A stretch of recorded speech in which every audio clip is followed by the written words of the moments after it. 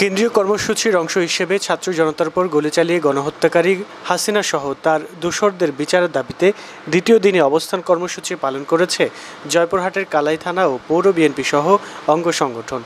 বৃহস্পতিবার সকাল থেকে কালাই বাসস্ট্যান্ড চত্বরে কালাই থানা ও পৌর বিএনপি সহ অঙ্গ সংগঠনের আয়োজনে অবস্থান কর্মসূচি ও বিক্ষোভ মিছিল করা হয়।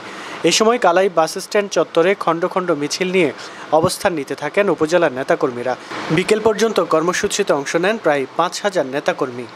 সেখানে বিভিন্ন স্লোগানে মুখরিত হয়ে ওঠে বাসস্ট্যান্ড চত্বর। কর্মসূচিতে প্রধান অতিথি হিসেবে উপস্থিত থেকে বক্তব্য রাখেন রাজশাহী বিভাগের বিএনপির সহ সাংগঠনিক সম্পাদক মোহাম্মদ ওবায়দুর রহমান চান্দন।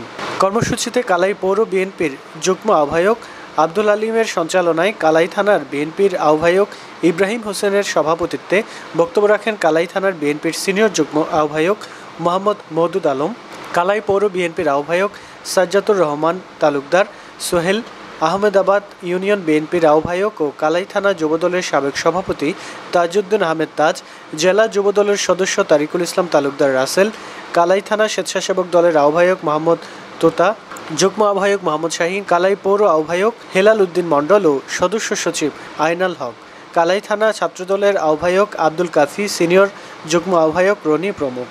কর্মসূচিতে কালাই থানা ও কালাই পৌর বিএনপি, কালাই থানা জিয়া পরিষদ, যুবদল, ছাত্রদল, মহিলা দল, স্বেচ্ছাসেবক দল সহ উপজেলার বিভিন্ন ইউনিয়নের নেতাকর্মীরা অবস্থান কর্মসূচির অনুষ্ঠানে অংশগ্রহণ করে।